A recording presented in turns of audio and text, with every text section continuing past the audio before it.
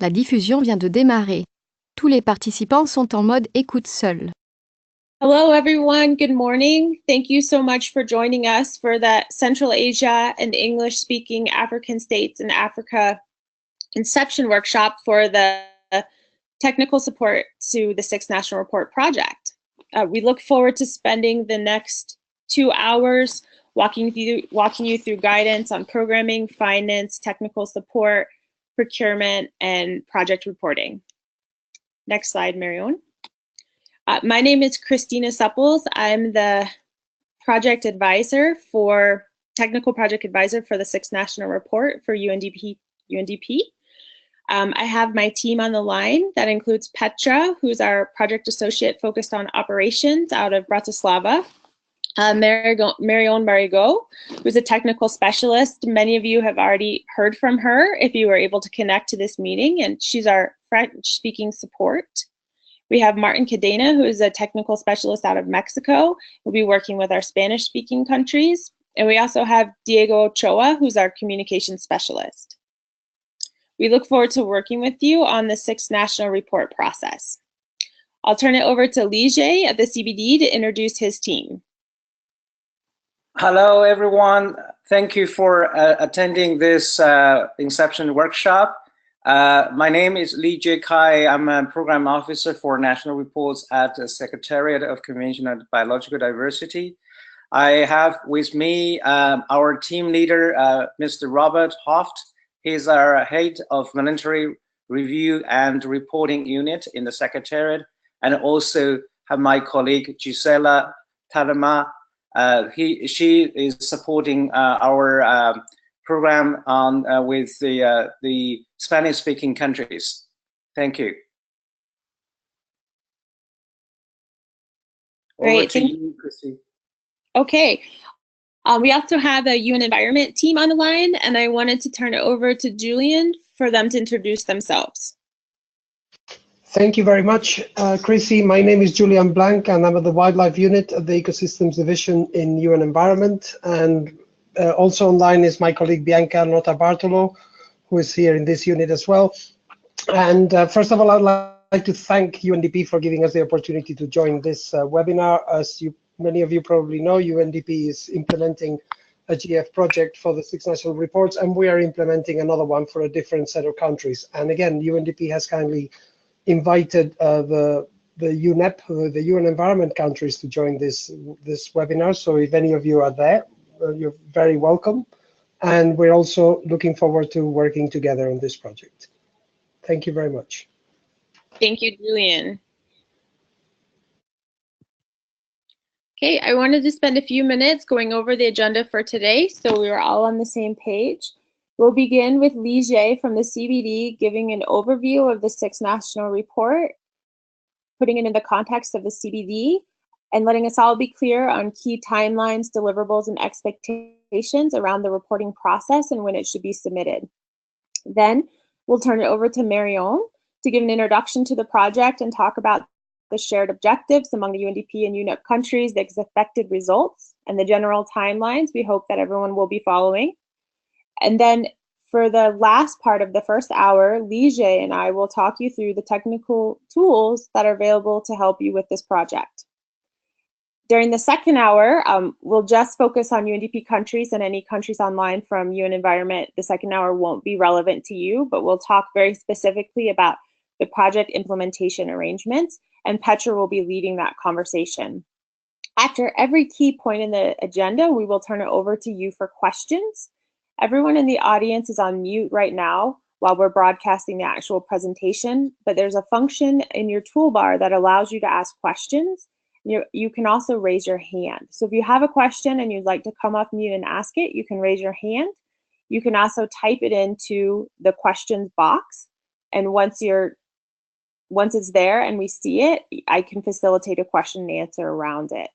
We did have questions come in, mostly focused on project implementation, and at the very end of Petra's conversation, she will be showing the answers that we've already received for questions. So with that, we'll go ahead and dive right into the first topic with Lige, the Sixth National Report overview.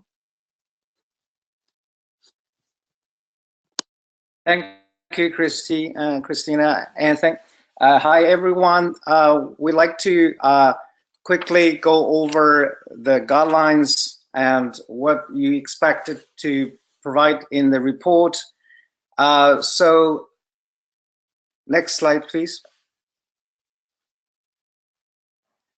First of all, we'd like to provide the background for the preparation of Sixth National Report. As you all know that COP13 in its decision COP13 /27, the countries are encouraged to submit their Sixth National Report by the end of this year, December 31st, 2018.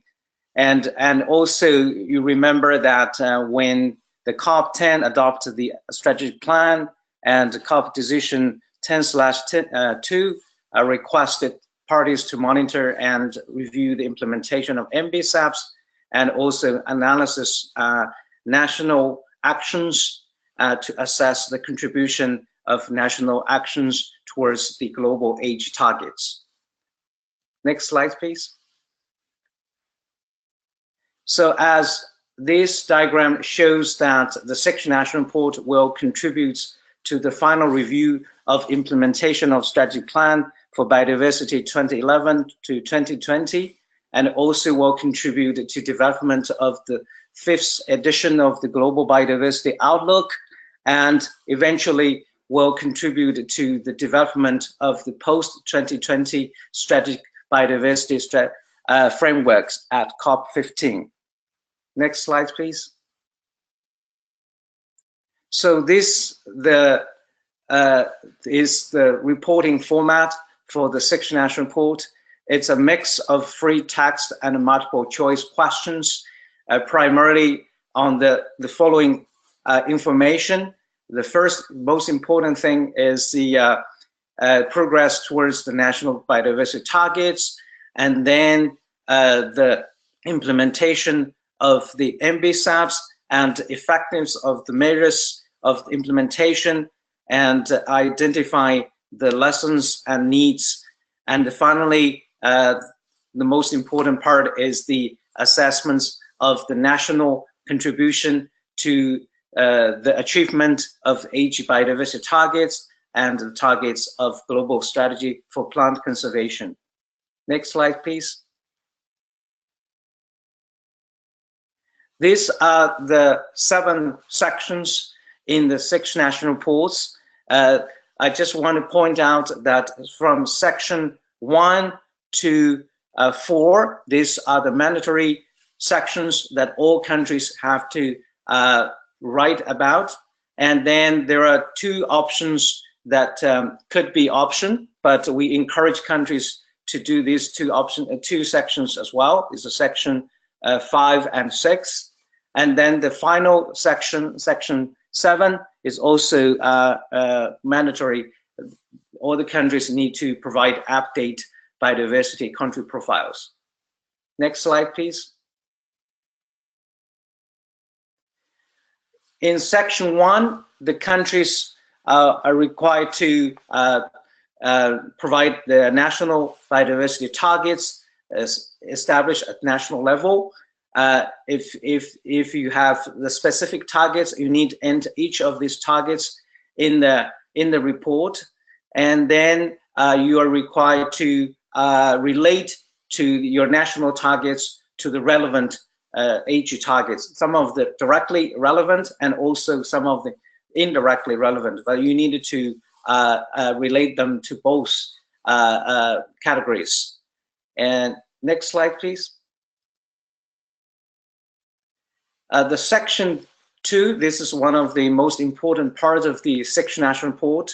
The parties need to report on each major implementation measures, particularly for the implementation of your MBSAPs, and also you needed to do the assessments of how effective of these measures are, and then you also need to report the obstacles and challenges you encountered in the implementation and identify the needs to support implementation.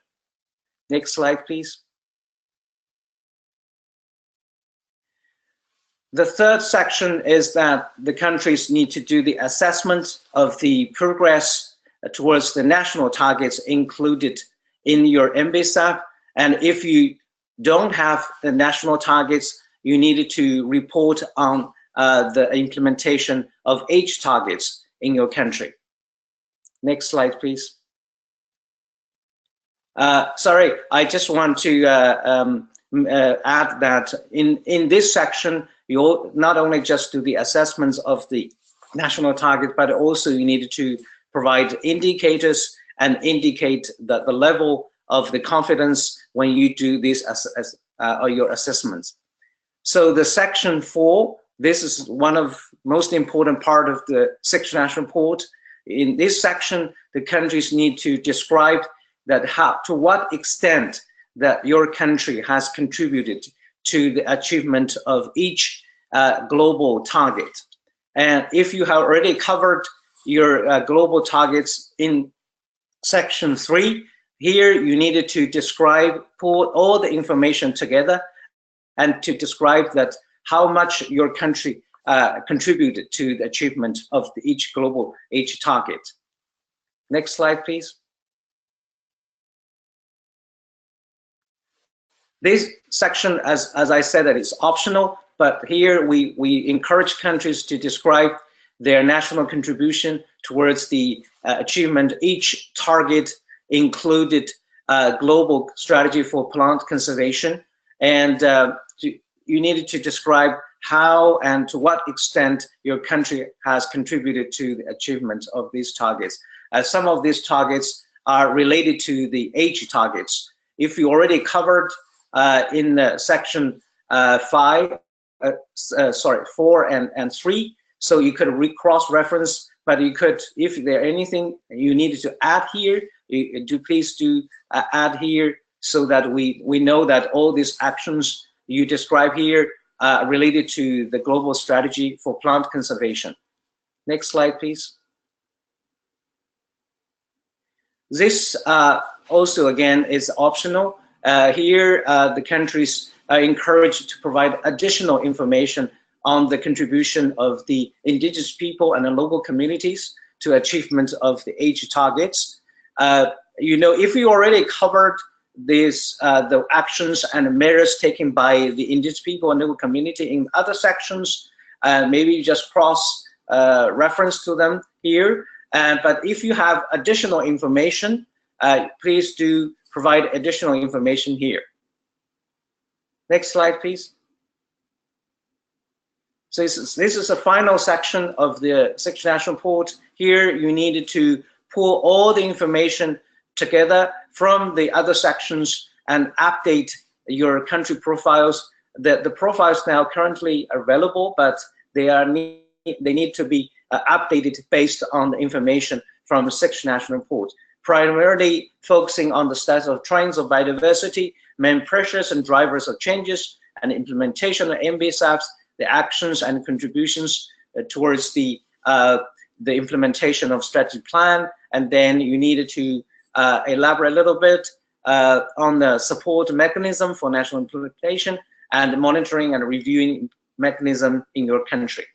So in the end, this country profile will be uploaded to the CBD website as your country profiles. Next slide, please. You know, besides the traditional the way of preparing the report by writing on the paper and put all the things together in a copy of the report, the CBD also developed an online reporting tool as requested by COP. And now this online reporting tool is optional, and all countries are encouraged to use this tool to do the report. And there are a number of the features that of this tool I will explain a little more detail in the next time period. No, sorry, in a few minutes I will say more about this tool, how to use this tool, what this tool can do. What I want to say now is that this tool allows the countries to do the consultation, allow the different users to enter the information into the report. Next slide, please. Okay, so this one I will just skip because I will talk more about this tool in a few minutes. Yeah, could you skip this? No, go just next slide, please. Next slide. Next slide. And also, I want to say that we also developed a resource manual, and I will explain the resource manual in a few minutes in more detail, how you could use this resource manual and how useful it will be. And also, we have an AG postal tool, and you can use to present the results and findings from the 6 national reports. Next slide, please. So now I just want to conclude. So far, we have already finalized the guidelines, made them available on the CBD website. You all know about this, and the online reporting tool already operational. And also, we organized 2 capacity workshops before SAPSTA 21 in last December. Next slide, please. And the next step, we'll do more support activities. Possibly we'll organize 1 workshop or a side event at margin of SBI 2, and then we'll do the one-on-one conversation with countries if they are interested. Talk to the CBD Secretariat and get support and help from CBD Secretariat. And also we provide support to the use of online tools.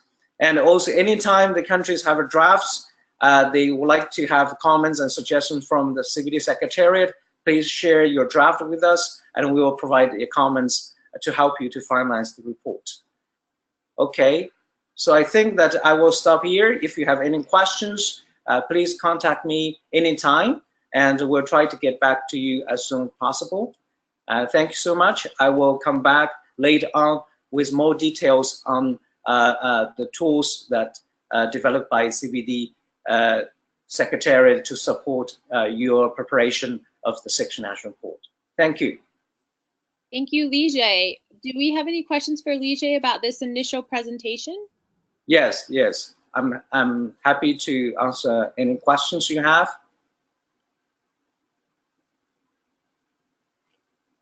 Hi, any questions? I'm checking and I don't see any hands raised at this time. I will say that Vladimir's been typing in the box the whole time. Are we going to go over indicators and guidance around that? And I just wanted to say, yes, we will be doing that during the technical tools section. So with that, Li-Jie, I thank you for the introduction. And I turn it over for Marion to talk about the objectives, expected results, components, outcomes, and timeline of this GEF project specifically. And this general project structure and expectation should be applicable to both the UNDP and the UN environment countries. So with that, over to you, Marion. Hello, everyone. So I am Marion Marigot, and I'm working as a junior consultant with UNDP to provide support on technical issues during the 6NR. I apologize in advance if you hear some noise in the background. There are construction downstairs in my street, so I really apologize for that. We will go quickly through the objective, the expected result, the components and outcomes of the project, and the timeline. For most of you, these information are not new because they're in the product that you must have read before, but it's a good reminder to better understand the project. So we want the 6 national report first to be high quality.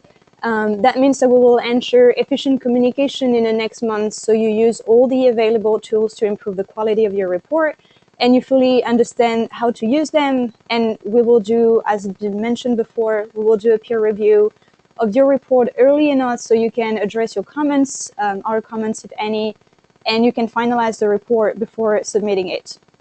We insist on the fact that the report must be gender responsive. It is really critical to ensure that gender is a central component to your report. That means that each of the assessments you will do, you will have to include a specific impact, either negative or positive, on women, and how you intend to empower women in the future, not just to empower them, but really to find ways to increase their roles and responsibilities in the conservation activities. So we will provide guidance through webinars, especially on how to engage with women's groups and how to involve women in each conservation activities and what benefits you will get from this. We will also have a section on gender in a quarterly report that we will introduce to you later that will be able to guide you. And then the 6NR must be based on tangible and clear data and must be data-driven. So we know that these data are sometimes difficult to access, and that's why we develop tools to ensure the resources are more accessible and more easily accessible to you. We have tools to provide spatial data, which are necessary, of course, to assess the state of biodiversity in your country. We also have a stakeholder engagement guidance to make you connect with the relevant groups in your country, such as, indigenous peoples, women's group, experts, to prepare a good data-driven 6NR. Not going to spend too much time, but the 6NR will be supporting the national decision-making process, so the national decisions made on biodiversity conservation and more generally on environment are more efficient. As Lige said, the 6th national report will be also focusing, on achieving the 20 IT biodiversity targets, and that will constitute a solid base of information to prepare the 5th edition of the Global Biodiversity Outlook. So briefly, the GBO, the Global Biodiversity Outlook, is a periodic report on biological diversity that provides a summary of the status of biodiversity and an analysis of the steps taken by the global community to ensure that biodiversity is conserved and used sustainably. The GBO 5, so the 5th edition, will be especially important as it will provide guidance for the post-2020 biodiversity agenda, and therefore your 6th national report will be useful in informing the global biodiversity strategy 2021 to 2030. So as we said, you will assess the ABT, you will contribute to the assess your contribution to the strategic plan and inform the post-2020 agenda. But you should also highlight the contribution to other commitments, international commitments such as the SDGs, and more generally highlight the linkages between biodiversity and climate change. So this is how the 6th national report project works, meaning we have the project component, and each component is subdivided in outcome and outputs. So we will go through each of them very quickly, but so it will be more clear, I hope, in your mind. So the first component is about the Inception meeting and the identification of the funding resources. As you can see, the outcome first is that the steering committee that we call the SC has been constituted at the national level and is ready to operate, meaning that it prepares the 6th national report, it prepared the capacity building activities, and it mobilized the funds. And you can see this outcome is subdivided in 3 outputs. So we see the first output is that the coordination roles are assigned to each member of the SC, and you develop a working plan and a timeline at the national level. The SC is also in charge of accessing the funding and identify potential other funding resources, and we will discuss that in the last part of our presentation today. These must be done by the end of this month, and by the end of March, the SC must have identified training and capacity building opportunities that also we will discuss a bit later with Chrissy. The component 2 is maybe the most central one, as it is the assessment of progress towards each national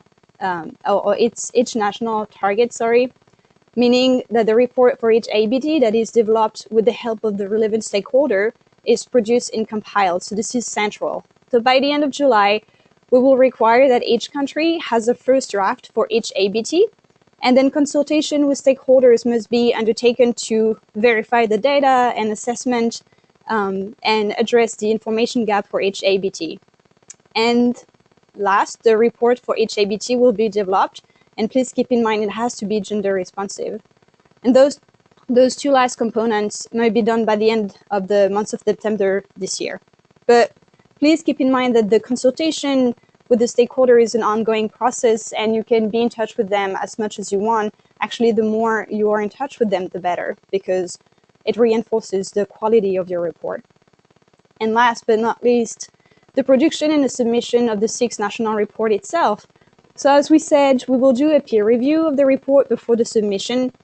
So please share your draft whenever you can, from June to December. And the earlier you know when you will be able to share a draft with us, the better. We are coordinating 64 countries, meaning that we have 64 peer reviews, and we really want to make sure we will be providing the best feedback for each. And as you know, the 6th NR will be submitted to the CBD by the end of this year. This is just a recap for the different deadlines that we will have this year. So it gives you a better idea on the progress you should be making. You can note that on the bottom right of your screen in purple, there are also achievements to do in 2019. But for now, we really want to focus more on just the 2018. We consider it's enough for now. Are there any questions on the timeline that we can answer for now?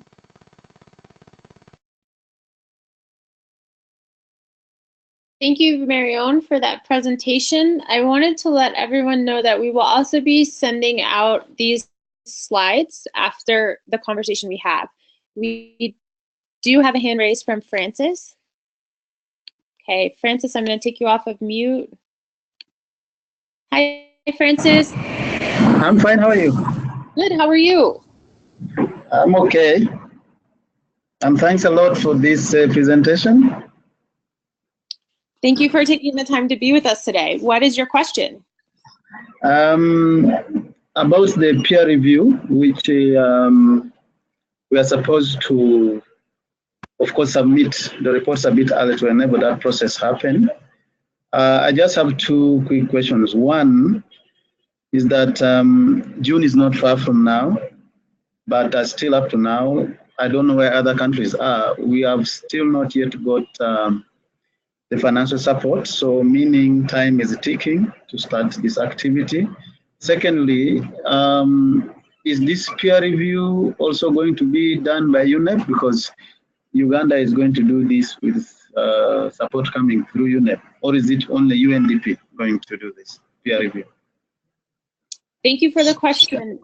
I think I'll turn it over to Julian to complete my response. I'll just start out by saying both UNDP and UN Environment are doing the peer review framework, and we'll discuss that a little more during the technical tools section, but I'll turn it over to Julian just to answer the rest of the question. Thank you very much. Sorry, apologies for that. Thank you very much, Francis, and thank you very much, Chrissy. So yes, indeed, as Chrissy says, the peer review will be done by everybody, both UNEP and UNDP countries. I will actually want to turn over to Bianca to say if she knows exactly where we are with Uganda's contract, but anyway, or maybe we can discuss that bilaterally, in fact. But I know that, you know, the agreements are coming forward now, and you should be having your funds very, very soon. Great. Okay. Bianca, did you have anything to add? Yes, thank you, Julian, and thank you, Francis. Well, we have received all the documentation from Uganda, so we are now in the process of reviewing. We might have to readjust the budget a bit. We were reviewing it just recently, so we will be in touch with you bilaterally, Francis, and we're about to finalize it. We'll be in touch bilaterally. Thank you. Great, thank you. Okay. Okay. Francis, I'm going to put you back on mute and lower your hand. We have another question from Abdul. Let me take you off of mute, Abdul. Okay, hi Abdul, what is your question? My question is, you see, we already lost 4 months. I'm sorry, Abdul, having some challenges with the audio. Abdul? Abdul, we're having some problems with your audio. Could I encourage you to type your question into the box and we'll be sure to answer it. I'm going to put you back on mute now, and if you can type your question in, that would be great. We have one more question from Lou. Hi, Lou, what is your question? Hi, thank you. My question is about the evaluation of each ABT. So this is going to inform the global biodiversity outlook. Are we supposed to look from 2010 or rather since the last report? What is encouraged?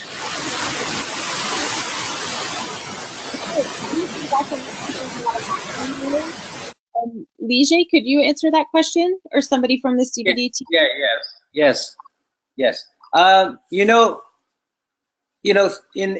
In theory, that the 6 national reports covers all the actions, all the information since you submit the 5th national report. But since this 6 national report will provide the final review of the progress towards the implementation of the strategic plan and age targets. So I would say that you can cover all the information you have that could contribute to your assessments of the progress, even starting from 2010. You could still use some of the information from the 5th national report, but also with updates since then to do the assessments. So that's what I want to say now, because as I said, that the 6th national report provides the final review, all the information, all the relevant information that could help you to do the assessments of the progress you have made should be included in the 6th national report. Does that answer your question? Sorry, she's on mute. I'm going to assume that yes, and move us forward just for the sake of time. But if the question isn't answered, please just go ahead and type something into the box, and we can make sure that we answer it further. And Abdul, if you could type your question into the box, we'll make sure that it's answered. We do have a question from Abisha asking if the peer review is technical or is actually peers, and the concern that countries might not want others reviewing their draft data. There's 2 things at hand here. First, we recognize that, and so we're offering a technical review. We're calling it a technical review framework. During the MBSAT process, we used a very similar tool, and we did both technical and peer review, but we found there was a real preference among the government and country teams to do the technical review rather than the peer review. However, we really do encourage cross-region, cross-country, cross-ecosystem, eco-region sharing, and so wherever we can, we would love to encourage the peer learning networks.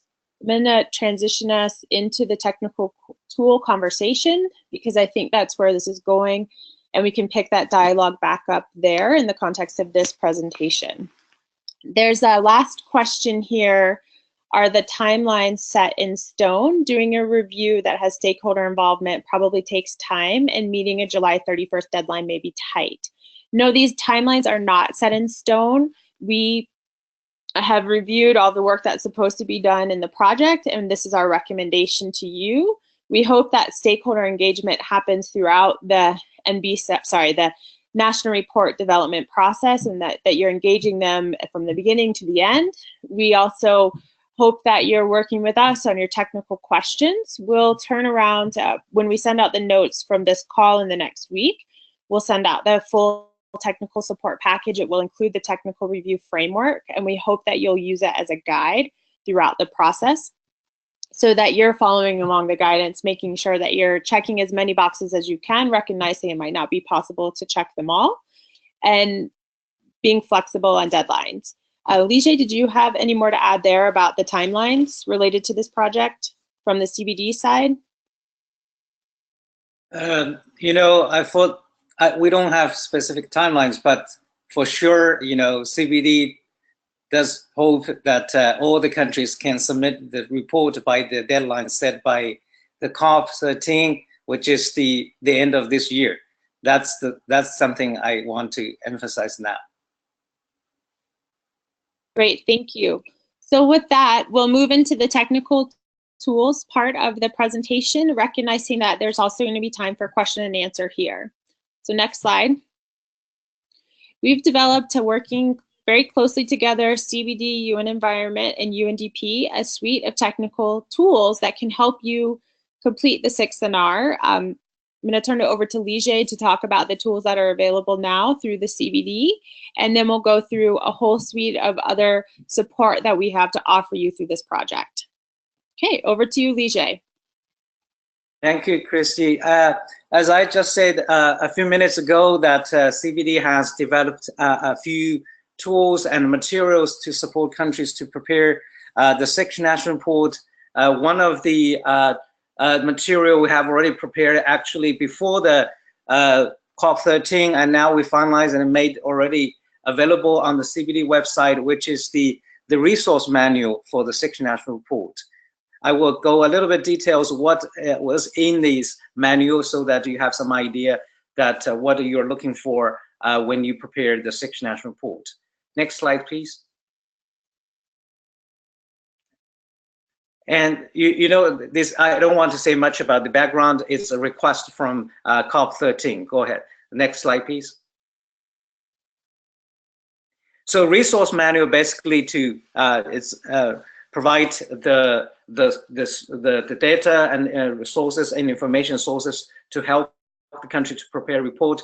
But also we have the guiding questions to help countries to make assessments towards each target, and also to report on every section of the report. And also we have the information about indicators and also some of the requests from the COP decision for particular information in specific section. Next slide, please. So the very beginning of the resources, we have the suggestions for the process for the preparation of 6th National Report. The following are the suggestions. I don't want to go details. You could find all these details in the resource manual. Next slide, please. And we also have some suggestions for the methods for the assess of the progress. But you know, I would say that these methods are still very general, and you know, you could use your own methods, your own ways of doing the assessments. But I just want to say that you know, these methods are usually cannot just use one alone, but you have to probably combine them when you do the assessments. You could use indicators, you could use expert opinion, and you could organize stakeholder consultations, and you could also use cases and examples and to support your assessments, you know, to provide the evidence to justify your assessments. So that's the general methods we suggested in the resource manual. Next slide, please. So I already mentioned this in the earlier presentation that, you know, the 6th National Report, the focus is assessments towards the national targets, and then description of the national contribution to the achievement of each targets, and then review the implementation of the MBSAPs and to do the assessments of effectiveness of these measures taking, and then identify the needs and lessons. Next slide, please. Yeah, so as I said, that in this resource manual, we have provided annotation to the request contained in the section National template. So if you look at, I just give you example that when you do assessments of the progress, we have you needed to take one of the categories to show that the progress your country has made. But for each of these categories, we have the explanation what we mean by, for example, on track to achieve a target, or no significant change. Yeah, so that you have a clear understanding when you click on this one of the categories to show your progress. So you know what we mean by this. So for all the requests in the 6th National Complaint, we have this kind of explanation, annotation to help you to understand of each request. Next slide, please. And also we provide the guiding questions, particularly for the assessment of the progress towards each of these age targets. So you need to, we would like to suggest that countries to consider these questions when you do the assessments. And I think that it will help you to organize your information. But of course, as I said, that these guiding questions are not exhaustive. You could have other questions depending on your national circumstances, but these are the questions we think that are essential for assessments of related age target. Here I give you some examples, questions for age target 1. Next slide, please. And also for the assessments, to help the assessment of each target, we also provide the data and information sources. Probably you could use for assessments. Most of these data sources are global sources and or regional sources, but you have the national data, you have national sources. You could use them together with these global data sources recommended. Some of them, maybe you have find your country-specific information from these data sets or information sources. Next slide, please. And also we include the request from the relevant COP decision related to the particular target. And if you look at this request, and then you may have some idea what the COP request you provide when you report on a particular target. And then we encourage countries to include the relevant information when they do assessments. Next slide, please. As I said, that we have already developed the online reporting tool, and now this tool is already active and operational. You can use it anytime. And then here at the bottom of the slide, we have already provided the site that you can access this website, and also we have the dedicated email that you could send. If you have questions, you could send questions in through this email, and I will explain that we have also help desk in the tool itself. I will show you a little bit later. Next slide, please. So when you go to the CHM clearinghouse of the convention, and then you need to sign in first. All the national focal points have been provided access code to this tool. If you have not received the access codes, please let me know, and we'll try to register you and then provide you the access codes. Once you sign in, and you see this CBD online reporting tool, you click there, and then you can access the tool. Next slide, please. And also we have, you know, that the new CHM of CBD now, allow the countries to submit the sixth national report and other documents that online directly. And once your sixth national report is ready, and then you could go to this web page and then click to submit your sixth national report. Next slide, please.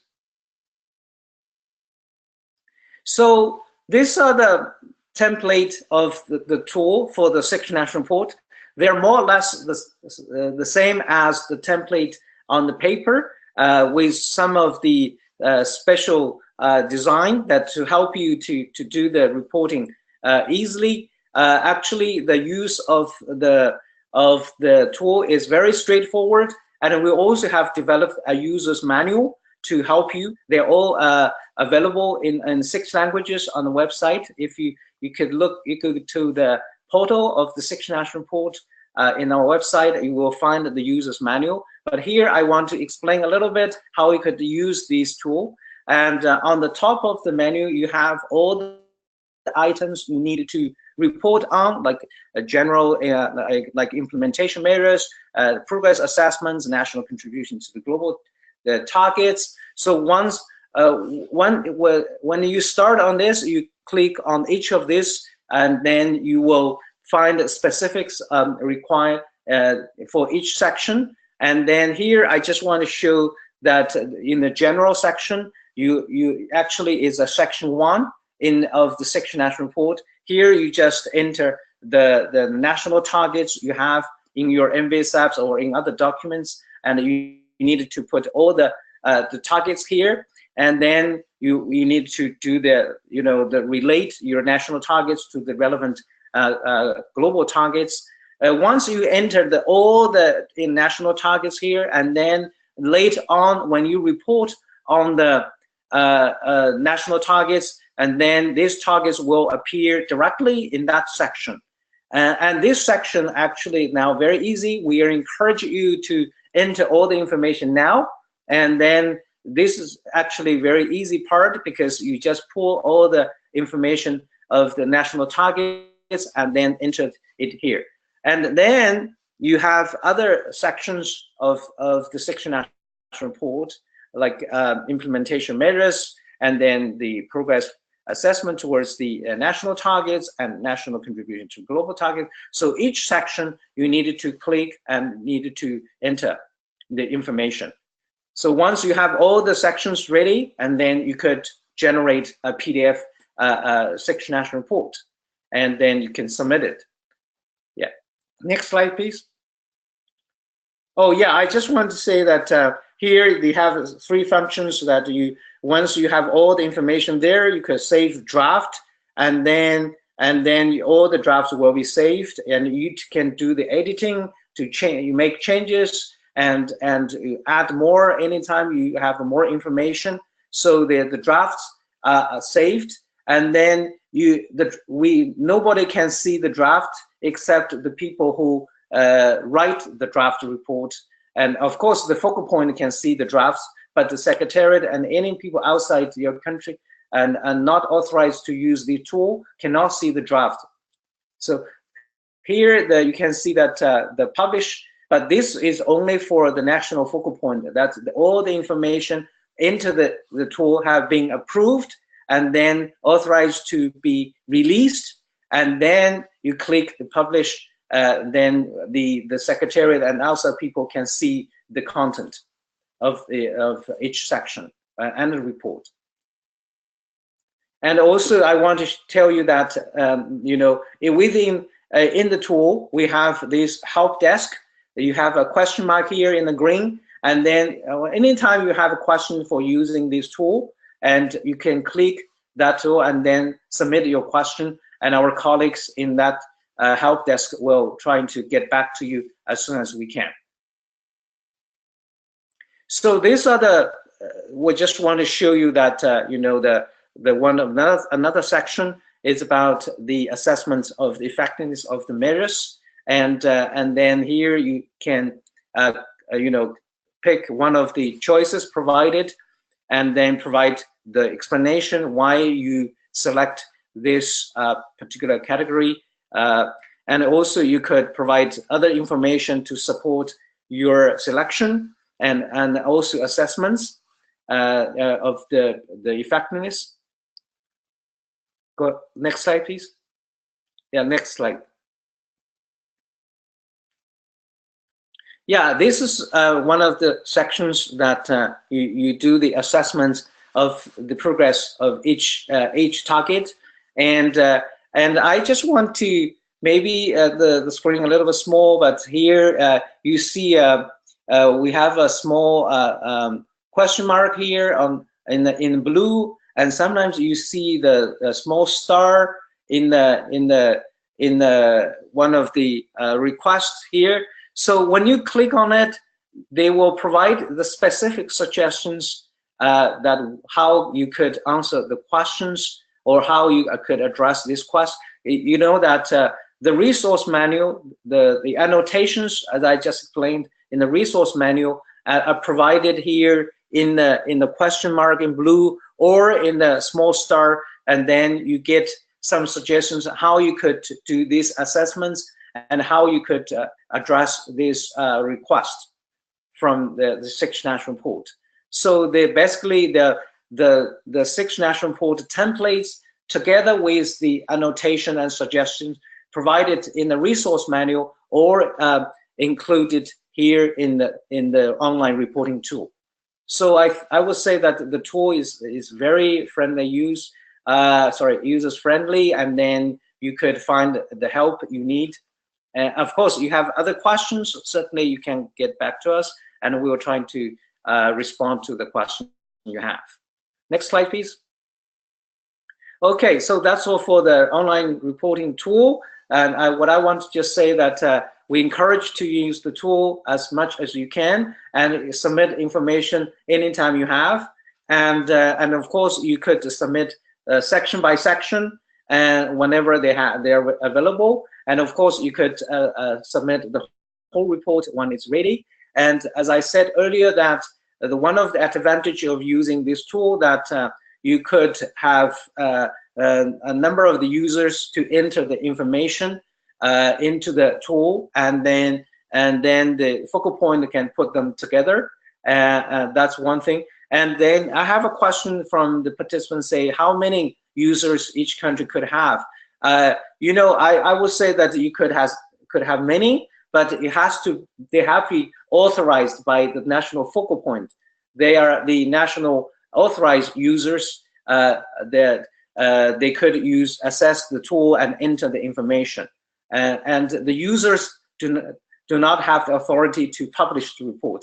Only the focal point has the authority. But of course, if focal point give authority to someone else to publish report, that's the decision of the parties.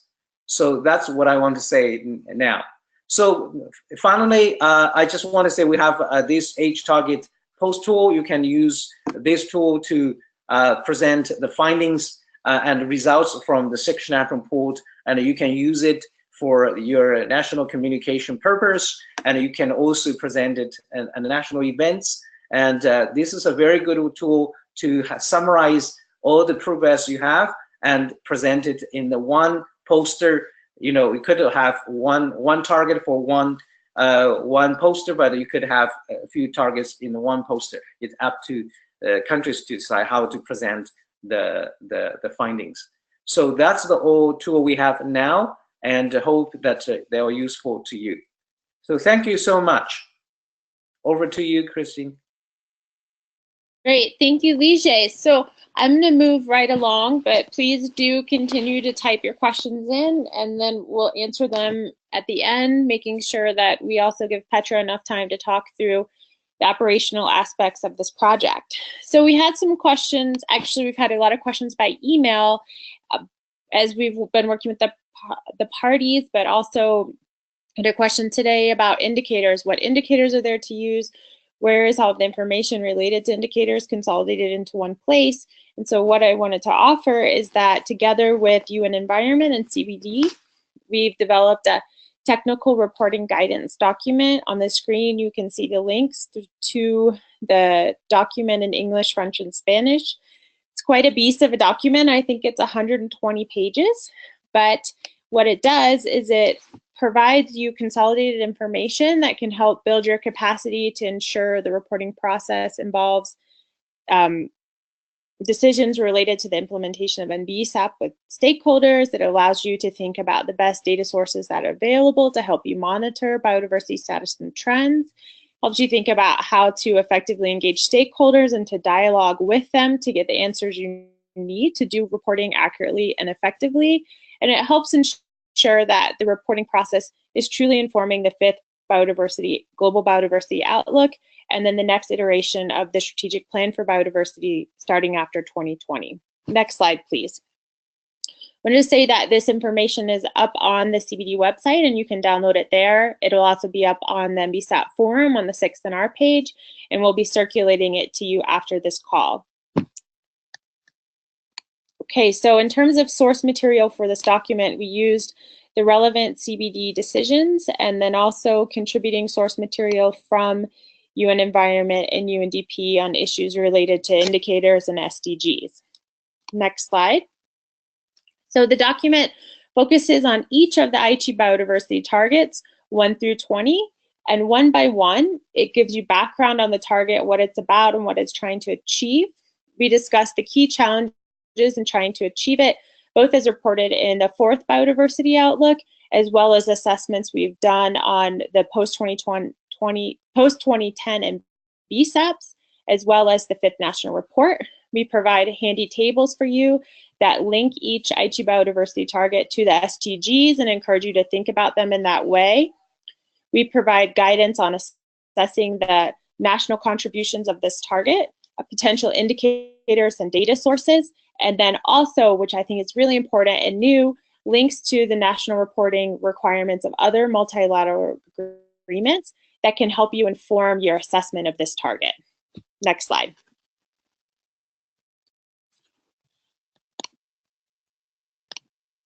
Okay, so I'm going to take you through an example and what kind of information you'd find in this document. Again, it builds on everything that exists right now on how to assess and report on a target. So for Aichi Biodiversity Target 5, we're looking at reducing habitat loss by half or eliminating it.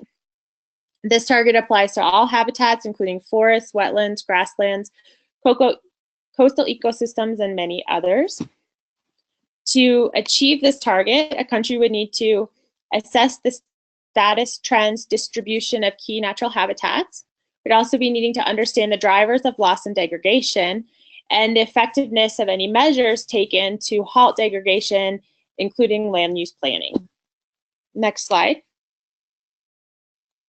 So when we look at linkages between Aichi Biodiversity Target SDGs, I'm not gonna spend a lot of time on these slides for the sake of time because we're running late, but I just wanna let you know there are 4 SDGs we've identified as being related to Aichi Biodiversity Target 5. In the document, you will find a description of each and also the sub-indicators with each one.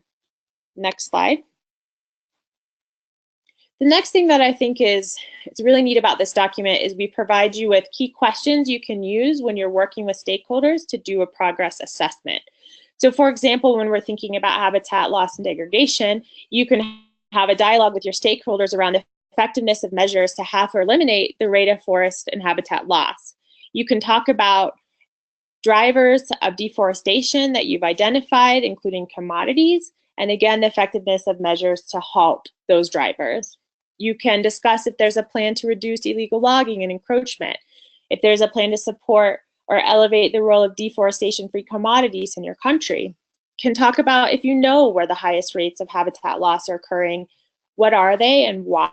You can talk about the best opportunities that you have in the country for having degradation and fragmentation, and questions similar to that. So for each of the Aichi biodiversity targets, we generally provide you with at least 20 questions that you could use to guide stakeholder engagement discussions, and then also to help you frame the type of information you want to gather and evaluate for your national report. Okay, next slide. We also provide you with potential indicators, and as I mentioned, there have been lots of questions about that. They come from the body of work that already exists, most specifically Decision 28 at the last COP. So we're looking at a lot of times just flipping the question around. So what is the rate of loss of natural habitats? Where is it occurring? Is it identified? Is it spatially mapped? What are the rates of habitat degradation, areas and distribution of land use plans, and so on and so on. And then also indicators of effectiveness of the strategies and actions that you intended to implement in your NBSAP.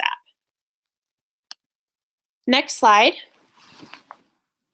This project, this reporting period, is also all about spatial data. So where we think spatial data exists, at least at the global level and hopefully at the national level, we try to point you to data sources that exist. So for for Aichi Biodiversity Target 5, we're looking at land use, land cover change, ecoregions related to forests and other ecosystems, the human footprint, maps of sustainable management, things like certified agriculture, certified fisheries, and then also maps of habitat intactness. This isn't an extensive list, but when you refer to the document, you'll see that this kind of information exists for each of the targets. And we're trying to build on the list of data sources we think are available now, and we'll also add an appendix to this at some point with even more. Next slide. We also provide you with global data sources for each target. So as you can see here for Aichi Biodiversity Target 5, We provide links to work the CBD has done to prepare dossiers with information, habitat loss. We lead you to the Global Forest Resource Assessment and provide a link to that, the Global Forest Watch website, and several other sources. So we hope that as you pick up this document and begin to use it, it really can be a workbook to you as you think about how to engage with stakeholders and collect data and monitor it to really get you to the answers you need to effectively report in the 6th National Report. Okay, next slide. So in terms of the technical review framework, we discussed this a bit in the last discussion we had, but the purpose is to ensure that parties are aligning their work with the decisions from the last COP related to national reporting. What we try to do is outline the key elements that you should consider in a 6th National Report. We hope that you'll use this as a guide from the beginning, and then we're available to help you check off and work through concerns at any time. On this slide, what I wanted to pull out is that outcome 3 from our MSPs from the JEF and also our project documents state that a stakeholder-owned 6th National Report is produced and submitted to the CBD. Within that outcome, you can see in bold that there are requests to submit drafts to your steering committee, to the facilitators on this call for a technical review, and then where you can to revise the draft accordingly. Most of us have worked through this together through the NBSAP project and will just be following a similar format. We encourage you to submit a draft report to us early enough to where we can inform your work and try to point to gaps that might be there. So that means before it's been validated with the government and it's already completed for signature, because at that point it's hard to inform much of anything. But we also want to ensure that you're far enough along that we can provide some meaningful feedback to you. We hope that we can enter into a conversation throughout the reporting period so that if there are questions along the way, we can certainly help with that. And we don't expect that anyone could probably meet every element of a technical review framework, but they're there so you can benchmark where you're at now and where you'd like to be when you complete the report. I just wanted to offer that we also provide personalized technical support through CBD, as Lige mentioned, myself at UNDP, and then also our colleagues at UN Environment. This is something that we also offered you during the NBSAP Global Support Project that I think was really successful. Just know that there's always someone on the line to help you work through issues with reporting, whether it's technical, administrative, procurement, data, or just general consultation. You know, we love to hear from you, and our job is we're actually paid to help you. So please do continue to connect with us. We've already talked with many of you in private one-on-one Skype conversations, but we hope that we can continue to do that over Skype and email, and we try to return feedback within 48 hours.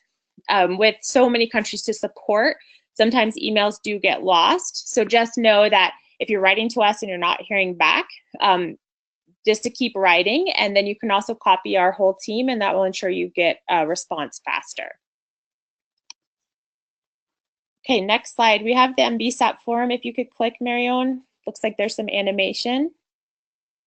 Yes, so this is the NBSAP forum site. I see many of the people on the line today are already members, and if you're not, we're certainly going to encourage you to join. This is a tool that is used around the world to communicate, learn, and share about biodiversity and sustainable development. And our goal is to support you as you develop NBSAPs and also report on their effectiveness. I just wanted to highlight that there are now 28 themes related to the Aichi biodiversity targets, and a 6th on our page will be launched by the middle of next week. We currently have over 4,000 members from around the globe who are focused on national conservation planning and reporting. We have over 1,500 resources on the Aichi biodiversity targets and 185 best practices. There is a peer review platform if you're interested in not only doing a closed technical private review with your implementing agency for this project, but if you also want to get feedback from your peers, we can facilitate that. And then there's links to free online learning courses, massive open online courses, and webinar recordings. I just want to share that we had over 11,000 people participate in our 2017 webinar series and ran 48 webinars. So we recognize that this is one of the most effective ways that we can build capacity around the globe, and we'll continue to offer high quality learning opportunities throughout the next year, and many of them tied directly to the 6th National Report. If you could click again, Marion. I just wanted to show everyone that we are migrating to a new NBSAP Forum website, and that will probably happen by the end of March, or will happen by the end of March, I should say. With the new site, we've simplified navigation, we've allowed full integration into your social media accounts. You can like and share anything with your peers and continue the conversation on Facebook. We've organized our learning library by NBSAP Aichi Biodiversity Target. You'll be allowed to edit documents, post, and make comments as you'd like. We've really simplified and streamlined the process for uploading, downloading, and sharing resources and best practices. We've added a section on our homepage that just focuses specifically on job openings, learning opportunities, and announcements. And I just wanted to push that with such a big community. When you're looking to fill your coordinator positions, or if you're looking for expertise, the NBSAP Forum is a great place to do that because we have such a large community of practice who likely are experts in just the things that you're looking for. We've also created dedicated online discussion forums so you can connect with other experts, really focus on that cross-cultural, cross-country, cross-region, cross-subject exchange. We want you to know that there are other people out there dealing with the same issues, and we'll be encouraging you to move to online discussion forums when you need to. And then we also have theme pages on things like the 6th National Report, the Clearinghouse Mechanism, and the Sustainable Development Goals. So we'll look forward to rolling this out with you. Marion will be following up to make sure that you're all members, that you know how to use the site, and we hope that we can really encourage you to dialogue and start to solve challenges that you're facing, whether it's a monitoring issue or a stakeholder engagement issue, on the forums so that you can really learn from each other. Next slide. Stakeholder engagement is a really important part of this project. So we will be releasing guidance by the end of March on how to effectively engage stakeholders through the national reporting process, and also how to ensure that their knowledge is incorporated into the 6th National Report with a specific focus on women, girls, and Indigenous peoples. I'll leave it at that for now and just say we'll be releasing the guidance, and we'll also have a webinar series to support this topic in the coming months. Next slide. We'll also be releasing in the next couple of weeks, with the notes from this call, a data tracking tool that is intended to complement the CBD online reporting tool and help you organize data before you upload it, to share it with stakeholders, to obtain their feedback, and then it can also be uploaded online.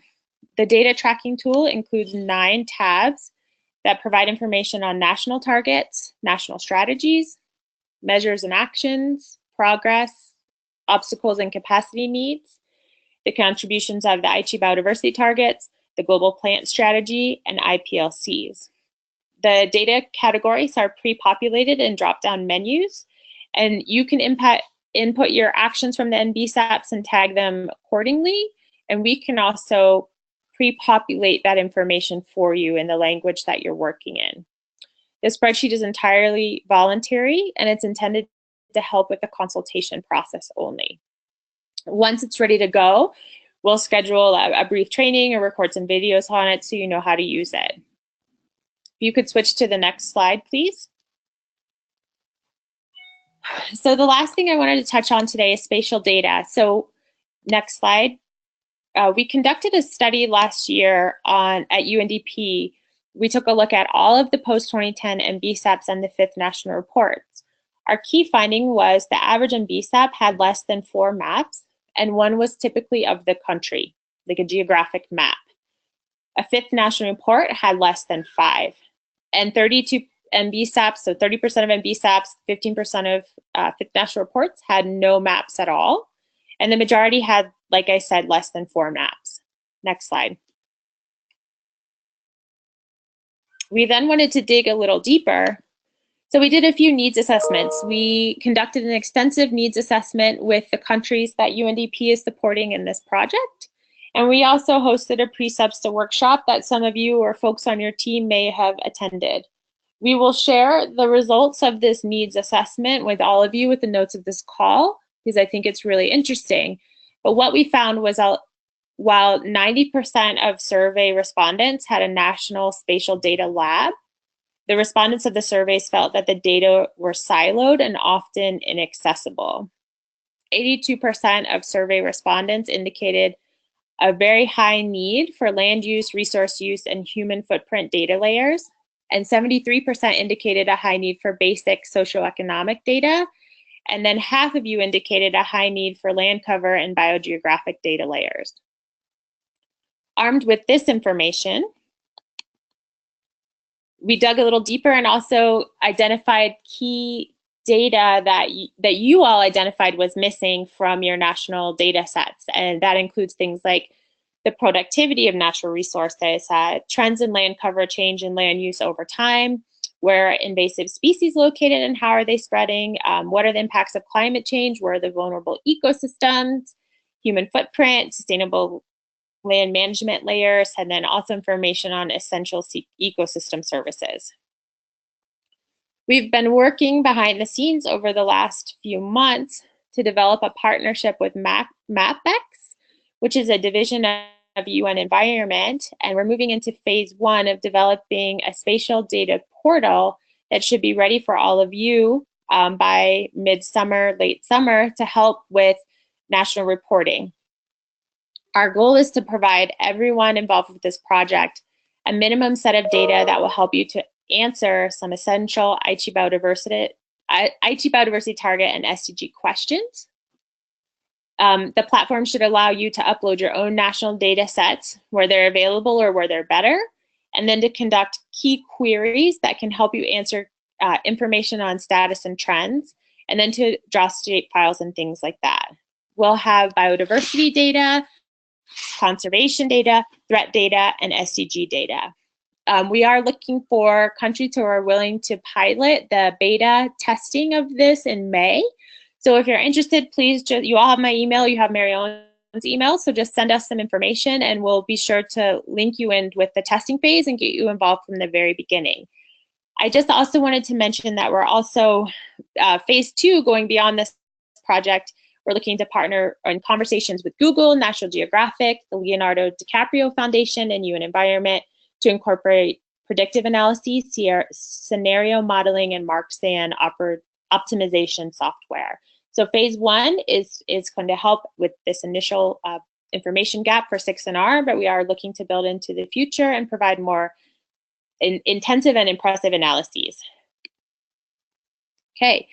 Moving right along, I just wanted to mention capacity building webinars. Over the next few months, we'll be rolling out several trainings. Next slide, Marion. We're looking at these Inception workshops in February. In March, we're hoping to have a webinar focused specifically on the technical tools that we're hearing feedback from you're most interested in today. We also want to bring you information on the spatial data platform and get you acquainted with that. We'll be doing stakeholder engagement and gender in April. We'll be talking about best practices and communicating the value of biodiversity in May. In June, we'll likely dive deeper into indicators. At that point, you will probably have been working with them for some time and have lots of questions, and so we hope to host a work session. And then we'll also be hosting a massive open online course on biodiversity finance. Then that brings us to Substa in July. And right now we're in discussions to see if we can have some pre-workshops like we did before the Substa in December. So that brings me to the end of the technical tools presentation. And I'll turn it over to you for some questions. Chrissy, before the questions, I just want to add that the age target post tool that was developed by the German GIZ, and the CBD would just want to promote it because we find it's useful to for countries to present the findings from 6 national report after they completed the report. Thank you. Great. Thank you, Ligia, for bringing up that point. And I just want to let everyone know that we're hosting 5 Inception workshops starting today, concluding at the beginning of March. And once we've completed them all, we'll send out an e-blast, like the ones you got, announcing that you could register, with links to each of the technical tools and a brief description of them so that you can take advantage of all the great resources that are out there. We have a question from Lou, who's asking, is there a database with recognized biodiversity experts who could help coordinate the report elaboration? And are parties recruiting experts specialized in specific ecosystems? We do have a few rosters available to us at the global level and through Istanbul that we can look through with you to help refer various experts when you need them, and we can work with you on a one-on-one basis with that. As far as our parties recruiting experts with specialization in specific ecosystems, I think that's really up to your country and what ecosystems are there and what kind of information you need. But if there's something that's, you know, of critical importance, we certainly encourage you to use the funds available to you to do so. Okay, other questions? I see no hands raised. So then I'll just conclude by saying we really do want to hear from you, and we want to shape our capacity building and technical support program around your needs.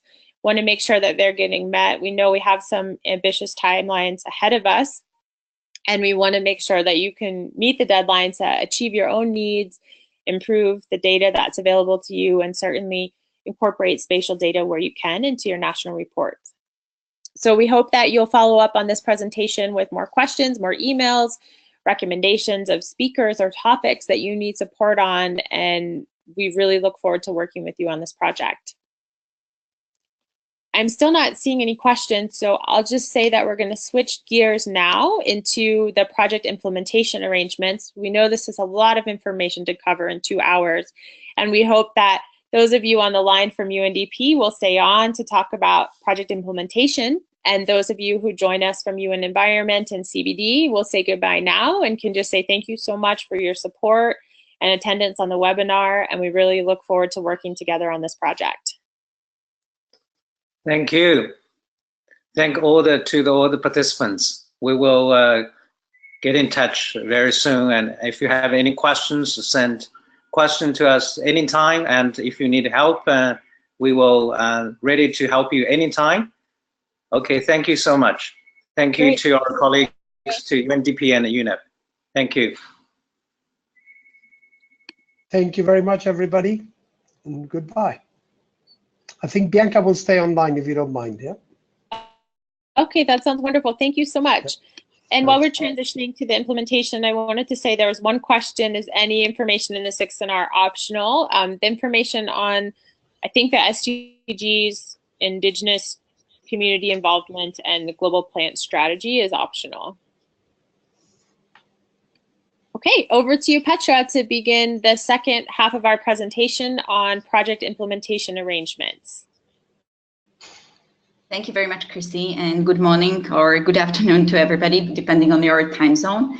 My name is Petra Valaštinova, and I'm within the 6NR project. I'm responsible for operational aspects of the project implementation. And during today's Inception workshop, I'll be covering issues related to programming, finance, budgeting, procurement, and reporting. Next slide, please. Okay, so the 6NR project is being implemented and executed under the direct implementing modality, DIM, with UNDP being the implementing partner. The project is being implemented by Istanbul Regional Hub, which also set up a project coordination unit to take care of administrative, financial, and project management issues. There is a possibility for UNDP country offices to request change of the modality for their countries to national implementing modality if the countries feel that it better meets their needs. In this case, LOA, letter of agreement, needs to be signed between UNDP country offices and the new implementing partner and submitted to project coordination unit, meaning Chrissy and myself. And a budget revision to reflect on the change of the responsible party would need to follow. Next slide, please. Okay, there are different roles and responsibilities of different parties involved in the project implementation. So I would like to go briefly through different areas and specify the roles and responsibilities of each of the parties involved. In terms of project implementation arrangements, the UNDP country offices are responsible for facilitating consolidation of the national project team. That's the most important issue. And they also need to ensure project quality assurance and compliance with the UN rules and procedures. UNDP IRH, or the coordination unit, will be in charge of organizing Inception workshops and preparation of Inception reports, will be coordinating the project board meetings and POR preparation for the consultants, and ensure compliance with UNDP administrative rules and procedures. UNDP GEF will provide technical inputs if necessary for the development of TOR, and also, if required, support identifying potential candidates. In terms of preparation of annual work plans, UNDP country offices will be responsible for preparation of their own annual work plans together with their counterparts, and then submission to the project coordination unit. And they'll also need to monitor the implementation of the annual work plan. The project coordination unit will then collect all the annual work plans compiled by the country offices, submitted by the country offices, and compile them to a project annual work plan, which is then being submitted to UNDP GEF for their review and approval as part of each of the budget revisions. We'll also be reviewing expenditures, budget balances, and ensuring compliance. So GEF will be reviewing the annual work plan and approve the ASLs. In terms of financial management, the main role of the UNDP country offices will be effective and efficient execution of financial resources strictly for the project purposes. And of course, management of finances according to UNDP rules and regulations. On the side of UNDP IRH and PCU, will be approving and conducting budget revision, will be reporting on expenditures, monitoring any possible overspendings, ensuring audits, and allocating funds to the country offices through the letter of authorization. UNDP GEF will then allocate ASL based on the cleared annual work plans and will monitor projects to ensure the proposed activities are in compliance. In terms of results-based management, countries will be encouraged to provide inputs to the PIRs, project implementation reports, and also on a quarterly basis, countries will be requested to submit quarterly progress reports on achievement on planned and executed activities. UNDP Istanbul Regional Hub and PCU will then ensure results-based management modality throughout the project implementation, will be preparing and submitting project implementation reports to GEF, coordinating and following up on terminal evaluation, preparing the management response, regularly updating the risk log in Atlas, and also completing the tracking tools. UNDP GEF will be providing advisory services, quality control, and will be reviewing the project implementation reports, providing inputs and ratings. In terms of project evaluation, the evaluation will be coordinated and supervised by UNDP IRH. However, UNDP country offices will be expected to provide support to the terminal evaluation. UNDP IRH will review tracking tools, prepare management response to the terminal evaluation, and also gather lessons learned and consolidate good practices.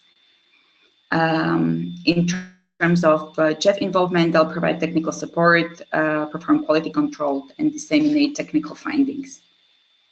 For the project closure, the operational and financial closure itself will be a responsibility of UNDP IRH, as this is an interim project implemented by IRH, but countries will be requested to prepare the final project expenditure report.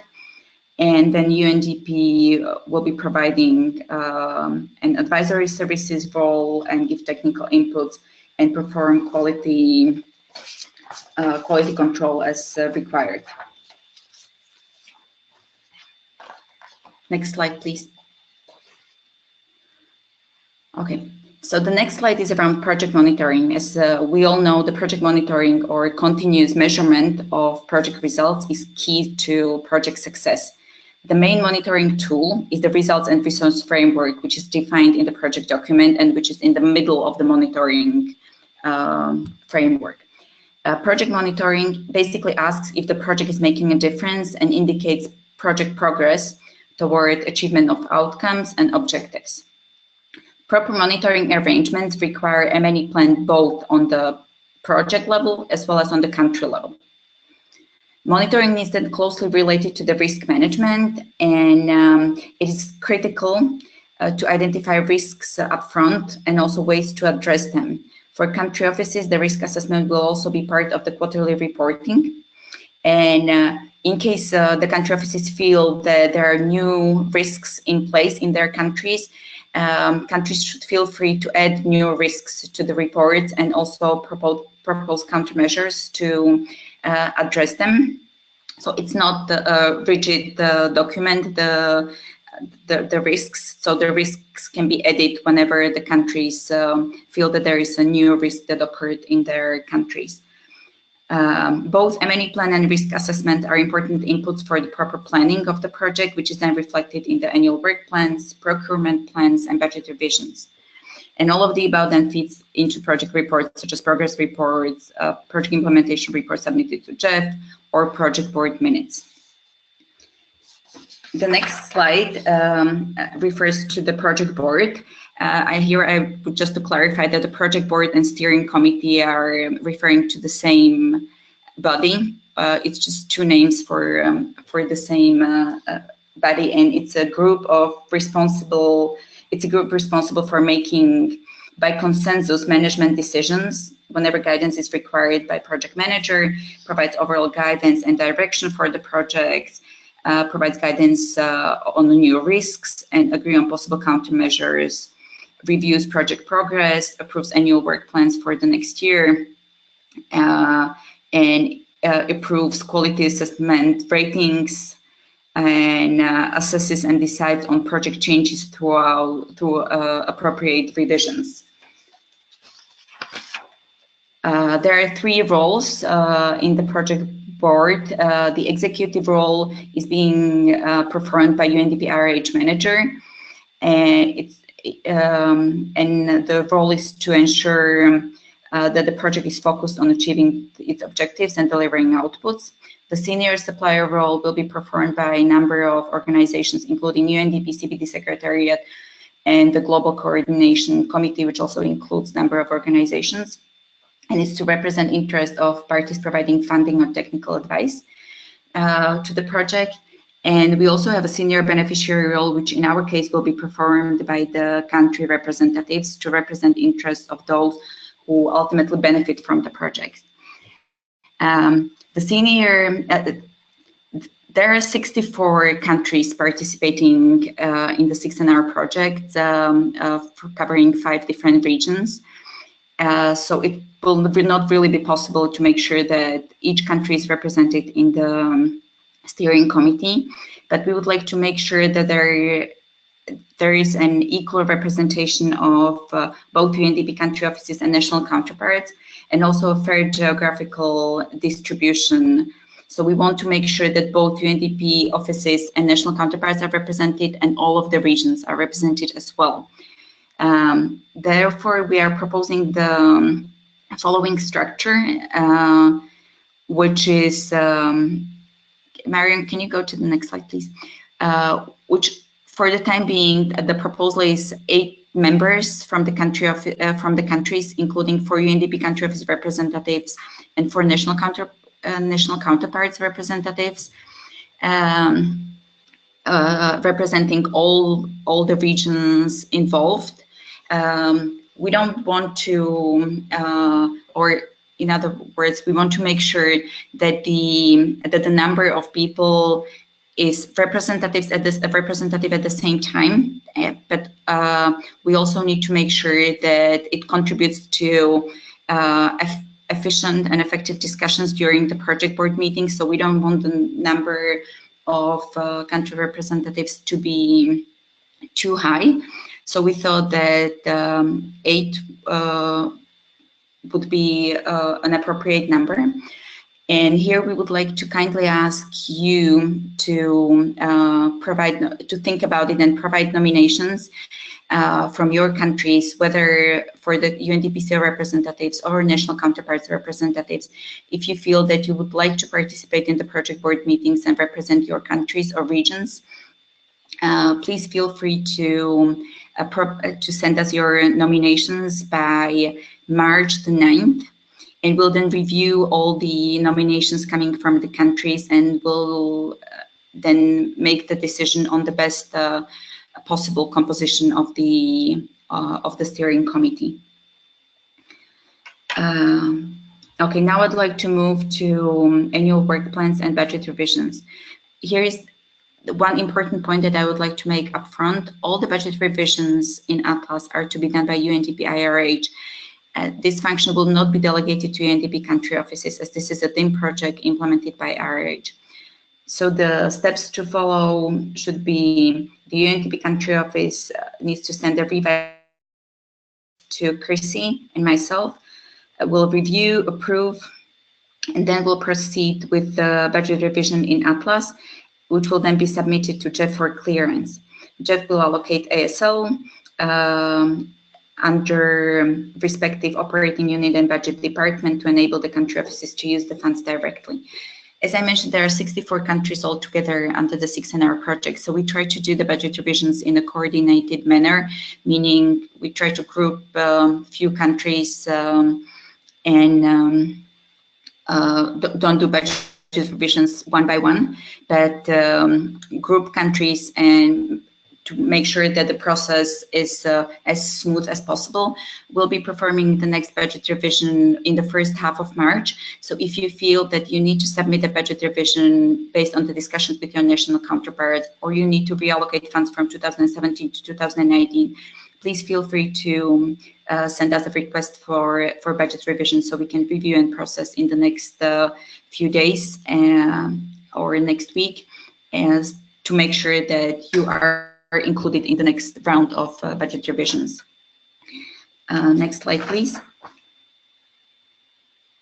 Here is just a very brief overview in terms of what should be revised in the Excel file and what should not be revised. The first few columns are initial budget as per project document. So those should not be revised, those should not be touched. It's to show how the budget was allocated originally. The only columns that should be revised are the K to Q columns, which should refer to expenditures in 2017, if there are any previously approved budget, which should refer to the December budget revision, new proposed budget. And please don't forget to include notes.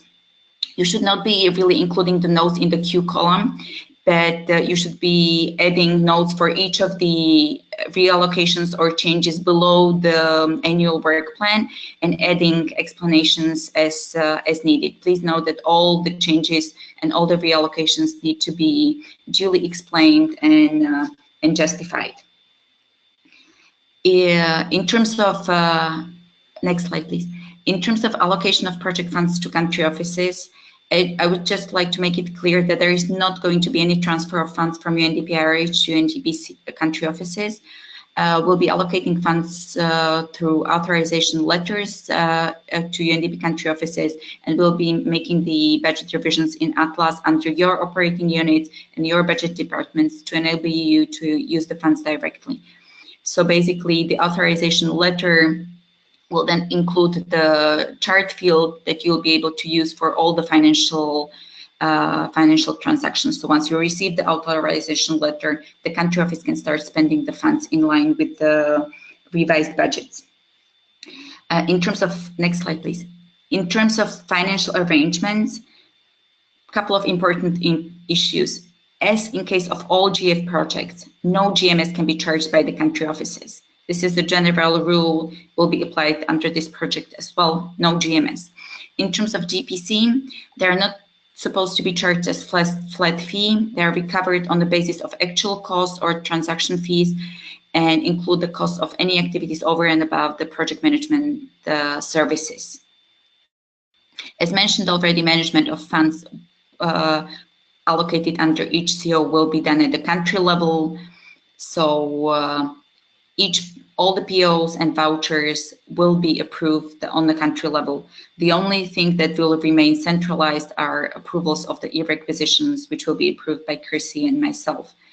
So whenever you submit an e-rec for approval, I would like to kindly ask you to send Chrissy and myself an email with the supporting documents to speed up the approval processes. Next slide, please. All the country level activities will be implemented under activities 1, 2, and 3, or components 1, 2, and 3. The project management activity is to be used by the country offices only for the direct project costs, and no direct project costs can be charged to activities 1, 2, and 3. So 1, 2, and 3 are for country level activities. Project management is for DPC. Next slide, please.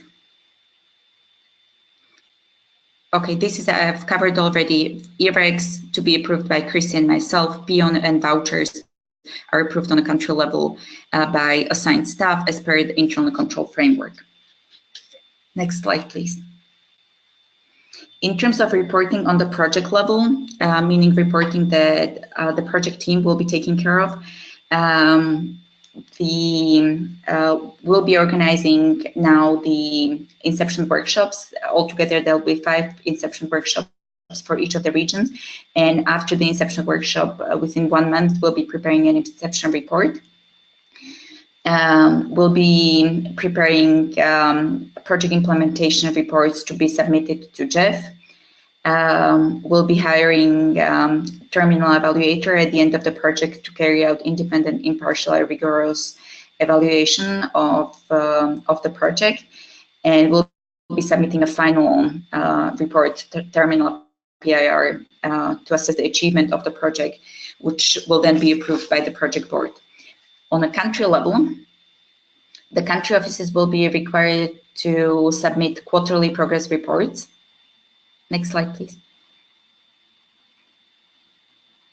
Which will provide a progress on planned and implemented activities.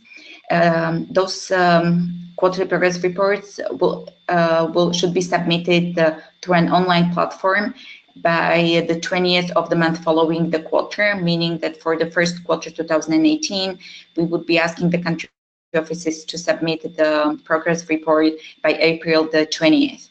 Please note that this reporting tool is for project implementation purposes and is different from the CBD online reporting tool that Ligia was referring to earlier. On the project level, the financial reports will be handled by the project coordination unit. However, the country offices should be encouraged to regularly generate financial reports from Atlas to monitor their expenditures and to make sure that the funds are being spent in line with the approved budget and annual work plans. And of course, we can request clarification or additional information on supporting documents from the country offices for preparation of the consolidated financial report. For the quarterly report, the purpose will be to provide an overview of the progress achieved during the past quarter, and it will be submitted online to basically enable the project team to collect and analyze the information more easily. It will have narrative part, which in addition to the achievement on progress, will also require information related to co-financing, lessons learned, stakeholder engagement, risk assessment, gender action plan. It will also include a stock take form, which will provide a quick overview of the current status and indication of the support required. It will be an A4 document with around 20 plus questions where you'll be just ticking the boxes to demonstrate at which stage, how advanced your country office or your country is with addressing each of the questions. And also, the quarterly progress report will include financial report, which will provide overview of the expenditures as of the end of the quarter.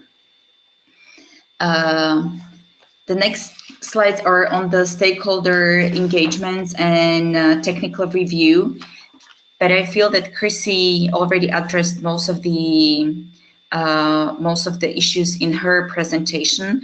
So for the sake of the time, I would suggest to skip the stakeholder engagement slides unless, Chrissy, you feel that you would like to add something related either to stakeholder engagement or peer reviews, technical reviews.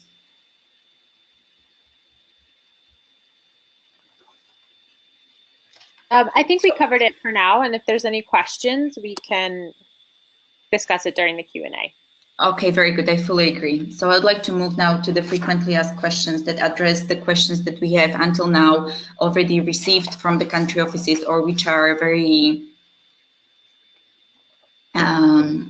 frequent questions that we get. The first relates to possibility to recruit government officials under the 6NR projects as individual contracts. And as you may know, government officials shall not be hired by UNDP under individual contracts in general unless few conditions are met. The first one is no objection letter in respect of the individual is received from the government, saying that the government has no objection to UNDP contracting the individual. And also the individual is certified in writing by the government to be on official leave without pay. So if the two conditions are met and within your project you would like to engage government officials, it is possible. In terms of service contract holders being engaged in other employment modalities, next slide please. It should be noted that no individuals under SC can be engaged in any activity in conflict with the obligations under the SC or in public employment except of teaching at academic institutions. In cases of activities outside of the SC, the service contract holder must immediately notify the UNDP country office. This is very, very important. Okay, the next question relates to ineligible expenses accounts under the 6NR projects. This also relates to most of the GF projects. So as already mentioned, GMS is not to be charged, which means that the account 751 is not to be used at all. The same applies to account 727, which is hospitality, as the account is closely monitored by HQ and is not to be used. And if the country office already incurred such expenditures, they need to be recharged either to 757 trainings or 745, which is miscellaneous. Please note that the miscellaneous budget line should not exceed 3%. And also the account 735 reimbursement costs should not be used under the project. We already mentioned the DPC. Basically, direct project costs are associated with the implementation support services.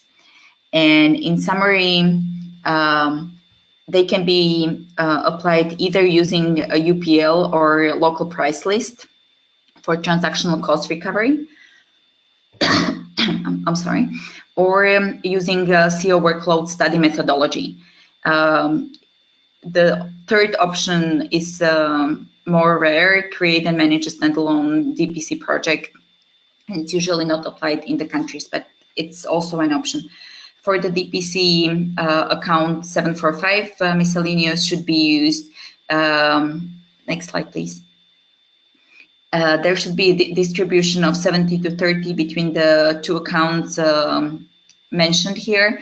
And please note, this is very important, that the DPC threshold has been set for 4,000 per country for the duration of the project, and this amount can't be exceeded. The next slide referred to what is considered DPC and what cannot be charged as DPC. So DPC can be charged for payments, disbursement, recruitment of staff, procurement of goods and services, organization of trainings, travel authorization, shipment, custom clearance, and vehicle registration, but should not be used, should not be charged for general oversight and monitoring, project manager functions, direct technical inputs and at component level, compilation of knowledge products, local capacity assessment or determination of execution modality, briefing or debriefing of the project staff and consultants, IT infrastructure, branding, or knowledge transfer. Every DPC payment needs to have very clear description and a copy of UPL list for the corresponding year should be attached to the transaction, and supporting documents are also needed for each of the DPC. In terms of audit, it's very important to note that there will be audit of the 16R project, but the audit will be managed by Istanbul Regional Hub and the coordination unit. So the project will be audited on the global level only. There is no expectations for the countries to carry out any audits on the country level. As it's a DIM project, so the audit will be made through the UNDP's Office of Audit and Investigation. Okay, a couple of important points at the end. There are 64 countries involved, as I mentioned a few times already. So prompt action and respect of deadlines is crucial by the country office colleagues, as the approval processes, can be long sometimes when compiling reports, processing budget revisions. So if one country does not send their figures or supporting documents on time, it may delay the other countries as well. So be aware of deadlines. Country offices are responsible for their own project delivery. So country offices need to monitor very carefully their expenditures and plan efficiently the spendings. Project coordination unit will monitor the project delivery closely in line with the approved annual work plans. And country offices can request the PCU for budget revision throughout the project implementation, providing proper justification, revised annual work plan. But as we mentioned, given the number of countries, we are trying to process the budget revision in a coordinated manner. So if you do plan a budget revision, please try to submit the request for budget revision well in advance, so we can try to process it in a timely manner. A couple of additional important points related to travel, as we have already received the similar kind of questions. The travel budget under the 16R project should not be used for supporting country participation in COP.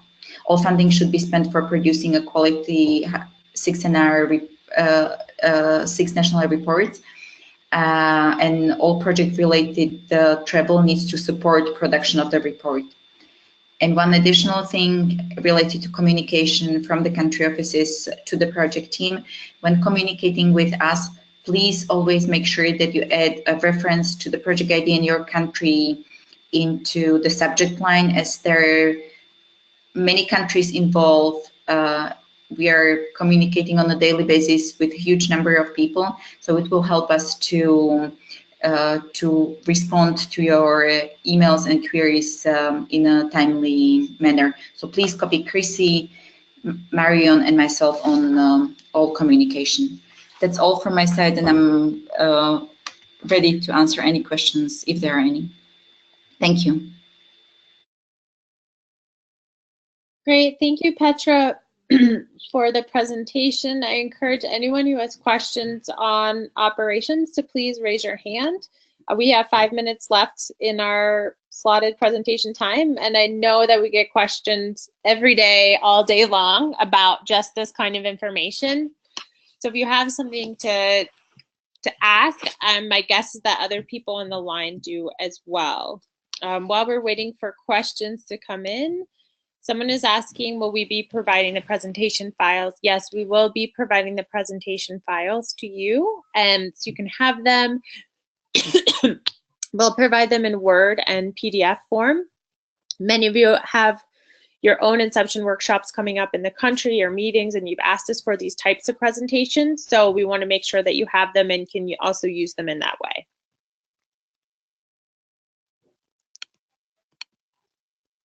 Other questions? This is your chance.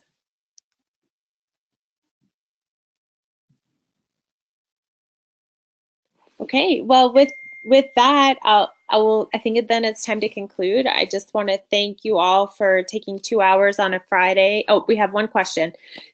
Before I turn it over to the question, I'll just say thank you all for taking 2 hours on a Friday to meet with us to go through so much detail on this topic. It's a really important project, and we're looking forward to working with you on it.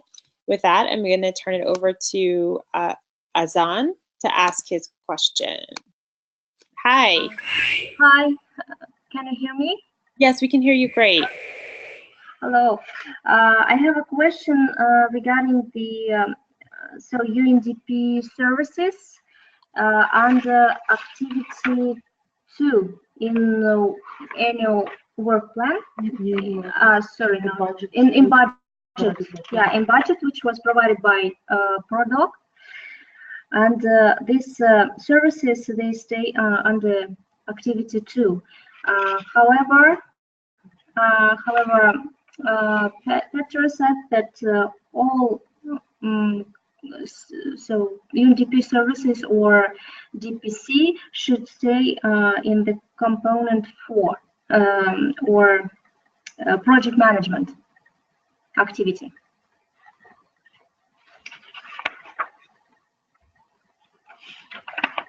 Can you explain why you put the UNDP services in activity 2?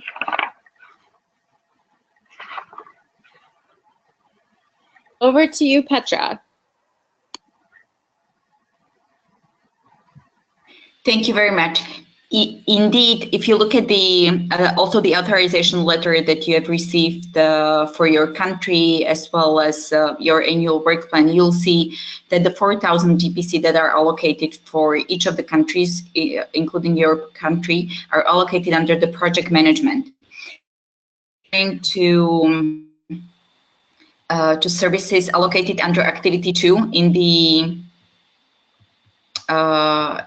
the project document, correct? Correct.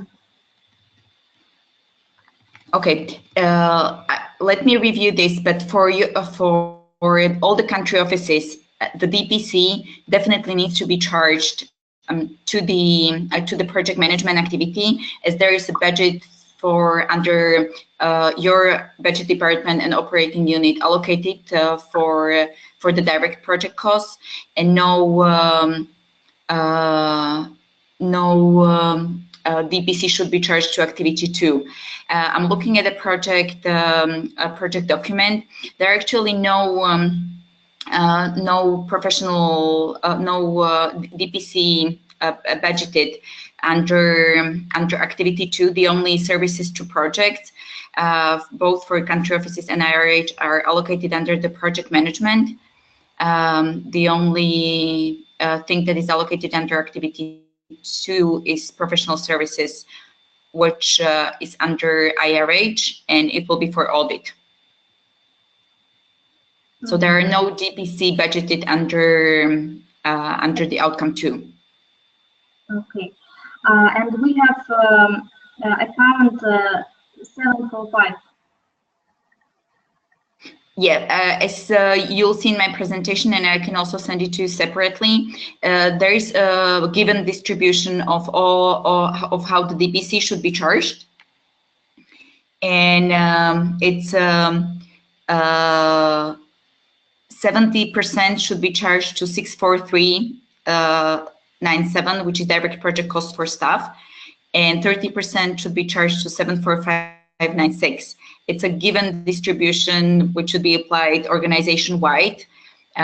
So if possible, please use distribution. I know the wording was a little bit confusing, but please use this distribution when applying the direct project costs. Yes, right. We did this in annual work plan. In the component 4, we did 70% for 6.4, and for 7.45 we did divided. Yes, but according to the project document, we also in the component 2 have the miscellaneous. It is line 74520, and amount is $3,000. Yes, it's correct. The product only refers to 745, but unfortunately, it's not the correct distribution to be used for the DPC. So we would advise you to apply the correct distribution. It was also budgeted that way under your budget department, so please use the 70/30 distribution to the two account codes.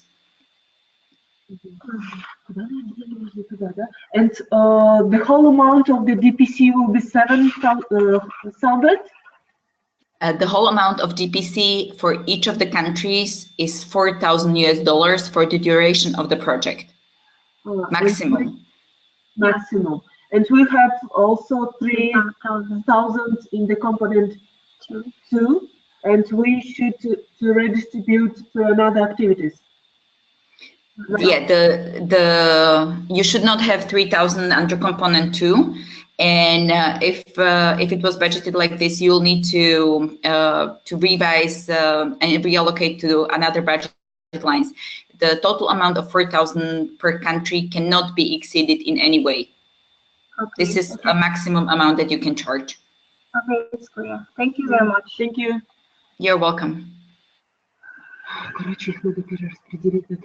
Thank you so much. Well, that brings us to the end of our time together today. We encourage anyone else who has a question, we expect questions will come up as you're digesting this information, to please write to Marion, myself, or Petra. You all have our contact information. Better yet, write to all three of us, because that always ensures you get a faster response. We're really excited to launch this project, to be working together on the Inception workshop. I just wanted to add that one question we get all the time is, when are we going to get the money? You already have the money, and you've had it since the beginning of December. So if there are questions on how to access it, especially the government, please be sure that you're working with your UNDP counterparts. The annual work plans are in. As Petra noted, there's the opportunity to revise those starting in March, which is next week. And we really look forward to rolling out the technical package. We'll be sending that out in a week to you, along with the presentations, and we just can't wait to work together on this project. So thank you so much for your time today, and we look forward to hearing from you and working very closely together. That concludes this webinar.